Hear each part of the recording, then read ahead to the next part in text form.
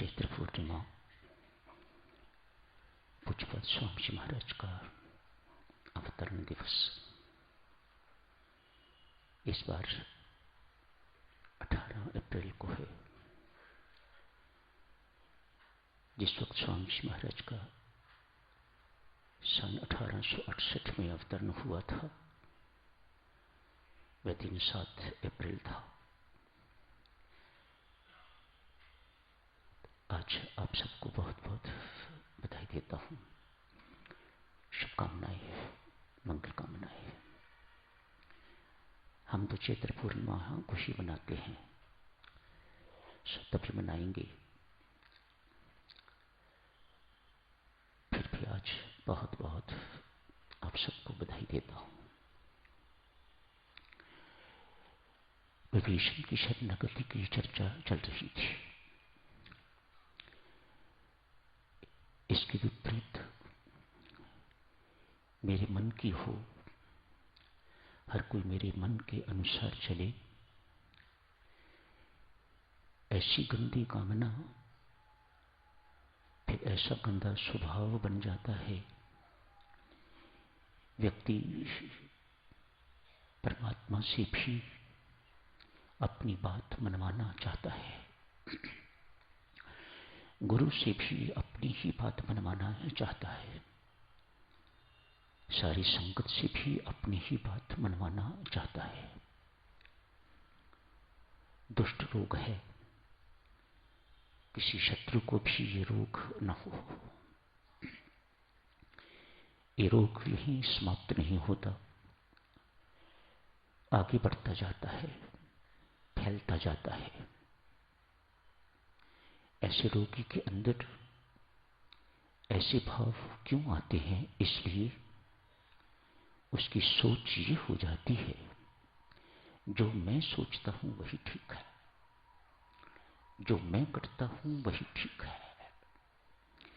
इसलिए वो चाहता है या चाहती है सब मेरे अनुसार चले। वे व्यक्ति कोई भी है साधकजनों,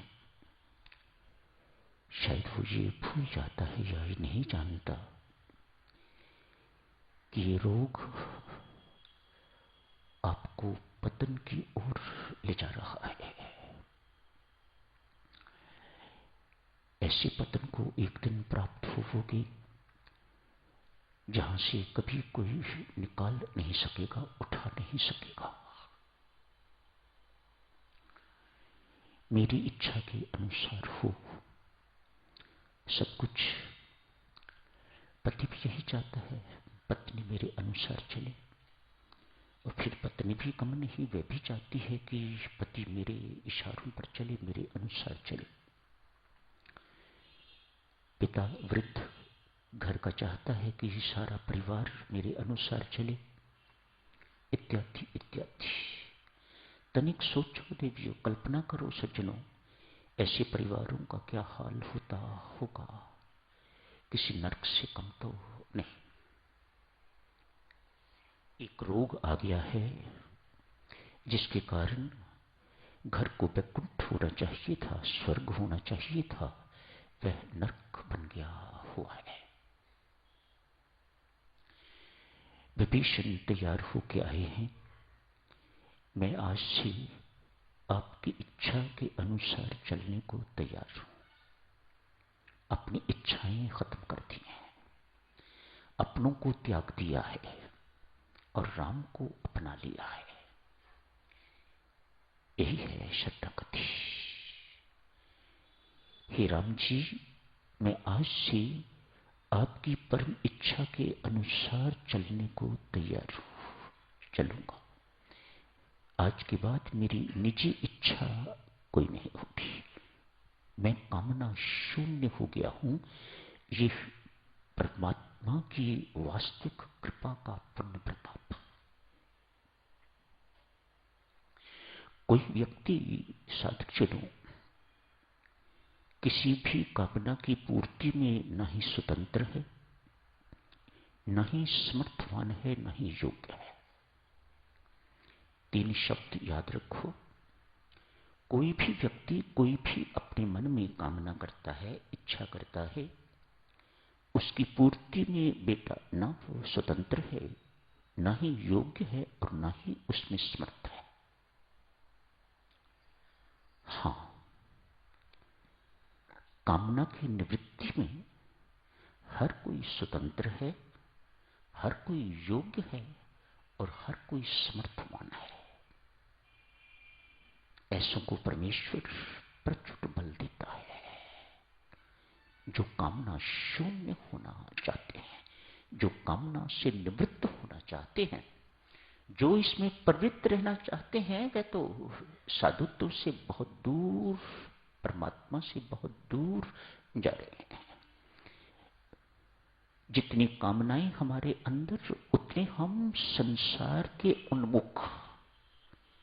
जितनी कामनाएं हमारे अंदर कम से कम, उतने हम परमात्मा के उन्मुख।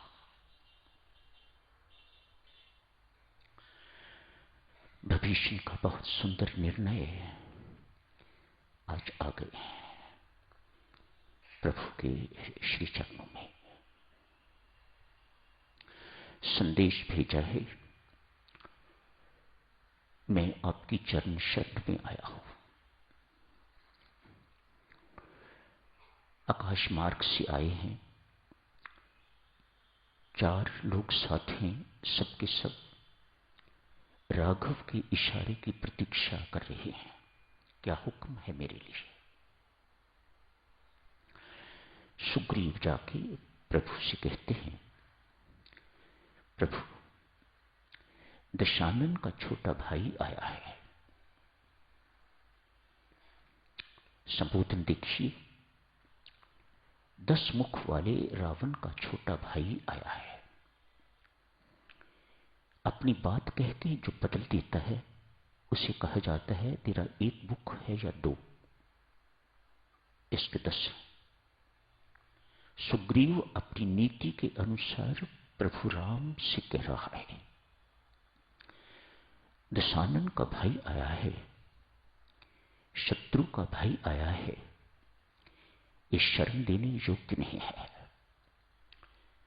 इसे बंदी बना लेना चाहिए, इसे दंडित करना चाहिए। इसकी ये बात कि मैं आपकी चरण शरण में आया हूं, ये मानने योग्य नहीं है। इससे हमें दूर रहना चाहिए, इसे दूर रखना चाहिए। प्रभु राम सुग्रीव की बात सुन के तो मुस्कुराते हुए लक्ष्मण की तरफ देखते हैं। लखन, सुग्रीव मुझे दशानन के छोटे भाई से भयभीत कर रहा है। इसे ये पता नहीं, लक्ष्मण की पीठ पर हाथ रख के, इसे ये पता नहीं कि मैं सहस्रमुख वाले शेषनाग का बड़ा भाई हूं। लक्ष्मण को कहते हैं, हूं ना? हाँ महाराज। मुख नीचा करके लक्ष्मण कहते हैं, हाँ महाराज, आप 100 मुख वाले शेषनाग के बड़े भाई हैं।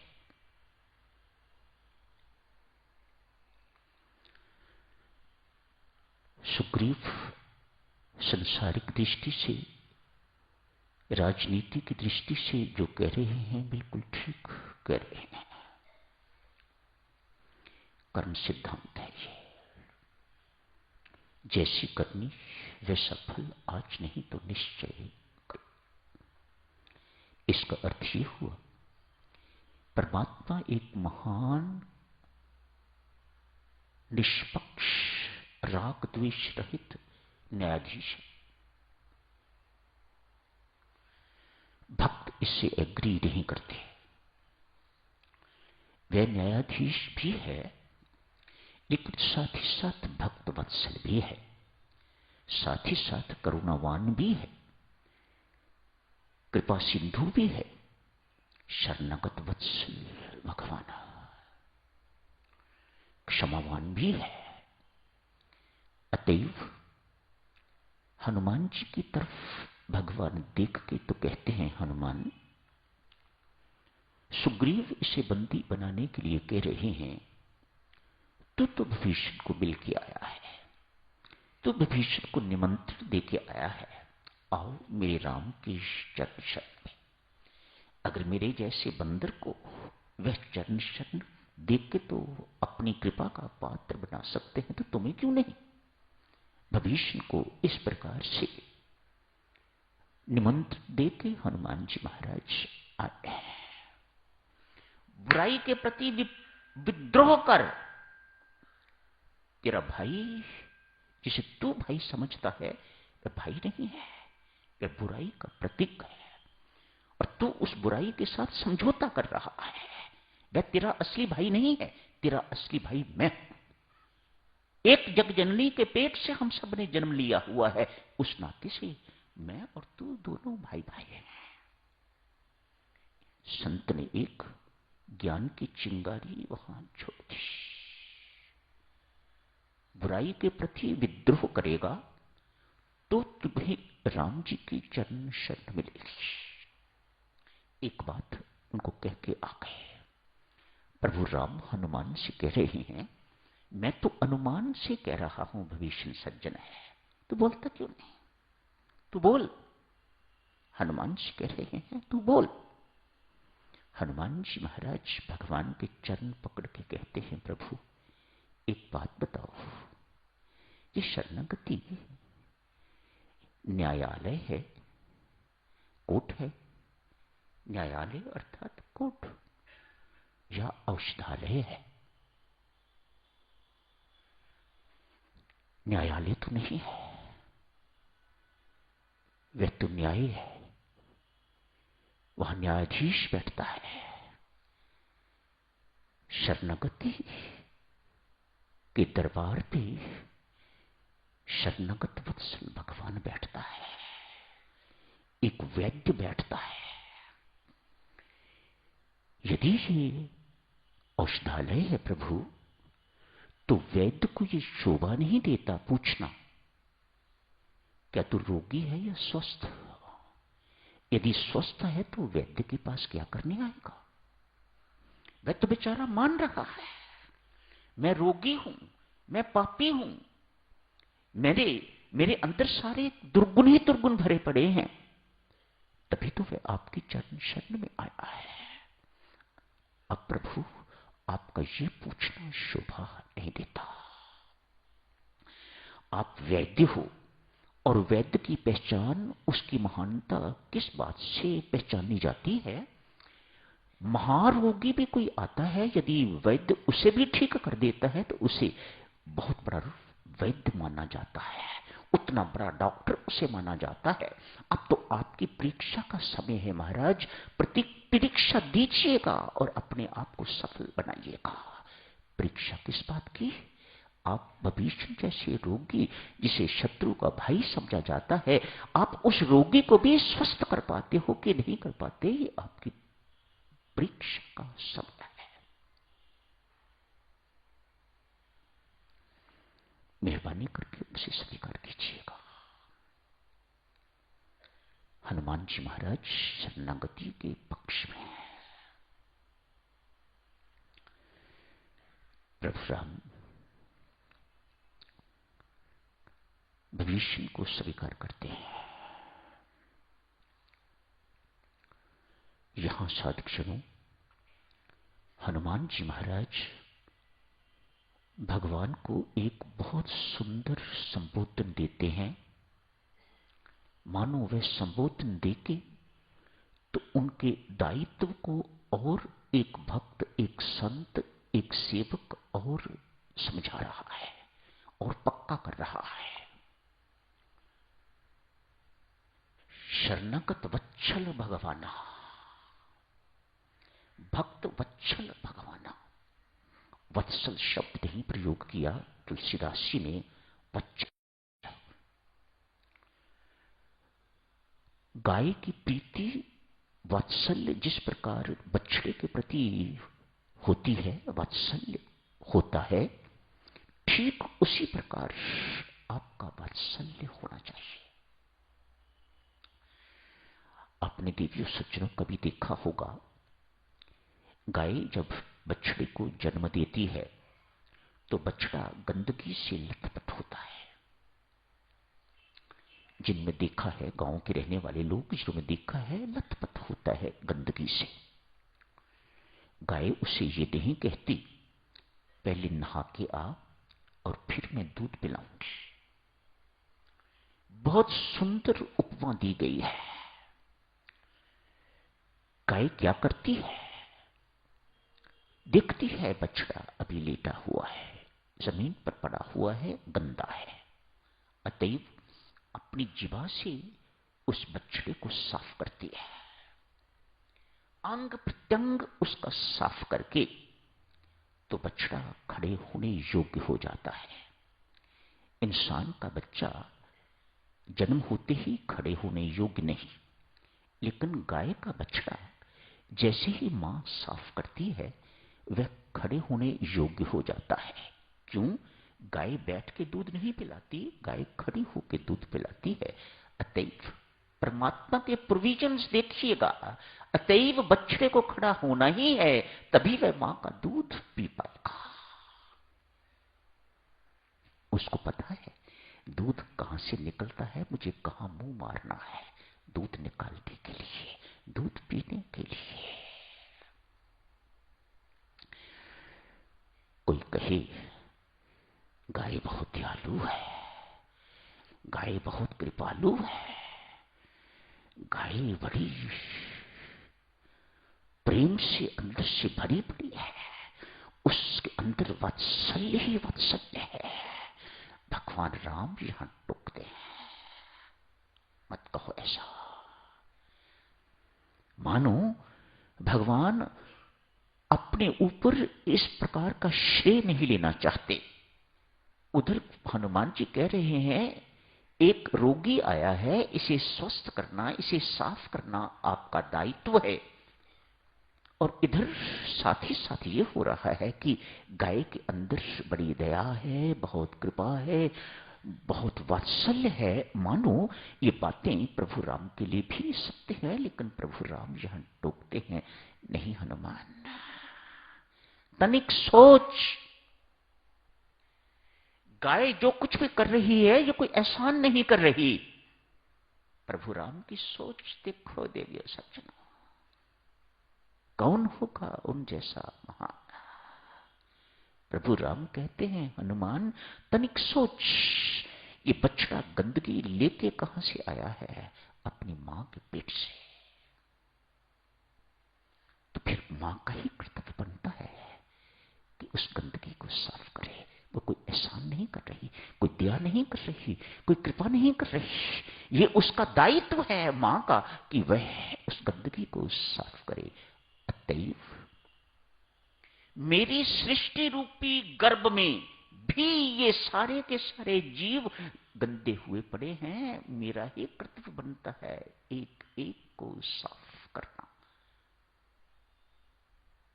बशर्ते वह मेरी शरण में आए। एक शर्त, जैसे आज विभीषण आया है, ऐसे कोई माई का लाल परमात्मा की चरण शरण में जाने को तैयार तत्पर चला जाता है, उसके बाद सारी की सारी जिम्मेदारियां भगवान की हो जाती हैं और भगवान उन सब जिम्मेदारियों को निभाता है। हम सब विभीषण ही हैं, बुराइयों के साथ समझौता किए हुए।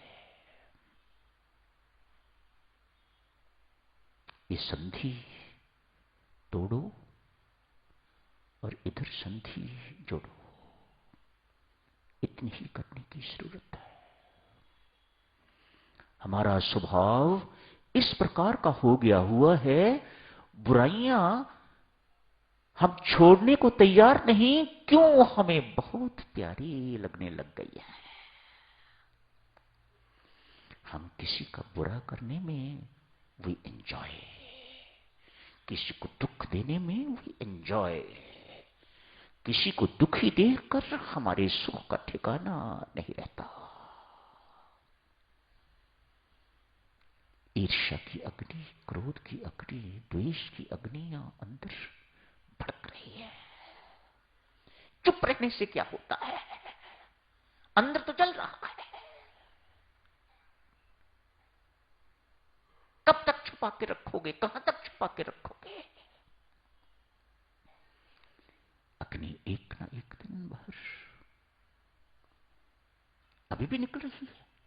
चुपचाप अपना जो काम आपको करना है वह कर रहे हो, वह करवा रहे हो। पर प्रेरक तो ईर्ष्या की अग्नि है, प्रेरक तो द्वेष की अग्नि है, प्रेरक तो क्रोध की अग्नि है, प्रेरक तो अभिमान है। अतएव साधक जनों, आदेश देने में, आज्ञा देने में व्यक्ति सुख न माने, आज्ञा मानने में सुख माने। साधकाई आज्ञा मानने में सुखी होने में है। आदेश जो कुछ भी कहा जाता है उसको मानने में सुखी होने वाला साधक है। आदेश करने वाला, आज्ञा करने वाला और उसे मनवाने वाला साधक नहीं हो सकता। संसार बेशक भैया कहे, दीदी कहे, आंटी कहे, आप संसार में बेशक बड़े पॉपुलर बन जाओ, लेकिन परमात्मा की दृष्टि में घृणित। तो यही समाप्त करने की इजाजत दीजिएगा। धन्यवाद।